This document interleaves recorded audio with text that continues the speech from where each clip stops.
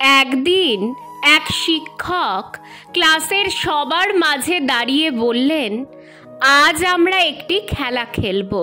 তোমাদের সবার lunch box আমি এক এক করে দেখব। যার খাবার সবচেয়ে স্বাস্থ্যকর, পরিচ্ছন্ন আর ভালোভাবে গোছানো থাকবে, তাকে আমি দেব একটি সুন্দর স্কুল ব্যাগ। শুনেই গোটা ক্লাসে হইচই পড়ে গেল। সবাই উচ্ছ্বসিত। যে যার ব্যাগ থেকে লাঞ্চ বক্স বের করে সাজিয়ে গুছিয়ে বেঞ্চের ওপরে রাখছে। কেউ কেউ আবার বক্সের ভেতরের খাবার আরেকটু পরিপাটি করার চেষ্টায় ব্যস্ত। সবার মাঝে শুধু একজন, নাম উর্মি, চুপ করে বসেছিল, চোখে মুখে চাপা সংকোচ। শিক্ষক একে একে সবার টিফিন পরীক্ষা করলেন। কেউ এনেছে খিচুড়ি, কেউ মাছ ভাত, কেউ বিরিয়ানি, কেউ বা মুরগির ঝোল। শিক্ষক সবার শেষে এসে দাঁড়ালেন উর্মির সামনে। তোমার লাঞ্চ বক্স কোথায় মা? উর্মি একরকম লজ্জা আর কষ্টে মাথা নিচু করে ব্যাগ খুলে একটা পুরনো ঢাকনা ভাঙা লাঞ্চ বক্স বের করল। শিক্ষক সেটা খুলে দেখলেন ভেতরে কিছুই নেই। উর্মির চোখে জল এসে গেল। সে মাথা নিচু করে বলল, স্যার, মা সকালে উঠে বলল ঘরে চাল নেই।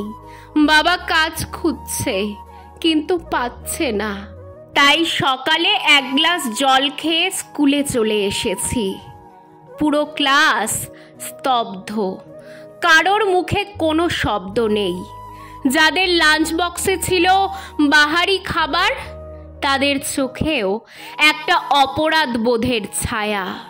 শিক্ষক ধীরে ধীরে বললেন, আজকের খেলার নিয়ম কিছুটা বদলে দিলাম। এখন আমি যে ব্যাগটি উপহার দেব, সেটা পাবে সেই যার লাঞ্চ বক্সে সবচেয়ে বেশি অধ্যাবসায় আর সাহস আর ভালোবাসা আছে। তারপর তিনি ব্যাগটা নিয়ে এগিয়ে গেলেন উর্মির দিকে। ব্যাগটা উর্মিকে দিলাম, কারণ ও আমাদের শেখালো কিভাবে খালি পেট নিয়েও মাথা উঁচু করে দাঁড়াতে হয়। উর্মি কাঁদতে কাঁদতে ব্যাগটা গ্রহণ করলো। ক্লাসের সবাই হাততালি দিল, কিন্তু সেই হাততালির শব্দে মিলেমিশে ছিল কষ্ট, অনুশোচনা আর ভালোবাসার স্পর্শ। পরদিন সকালে যখন শিক্ষক ক্লাসে ঢুকলেন, তিনি অবাক হয়ে দেখলেন প্রত্যেকটি ছাত্রছাত্রী একটি করে ছোট ব্যাগ নিয়ে এসেছে। কারো ব্যাগে চাল, কারোটায় ডাল, কেউ এনেছে আলু, কেউ তেল, কেউ বা লবণ।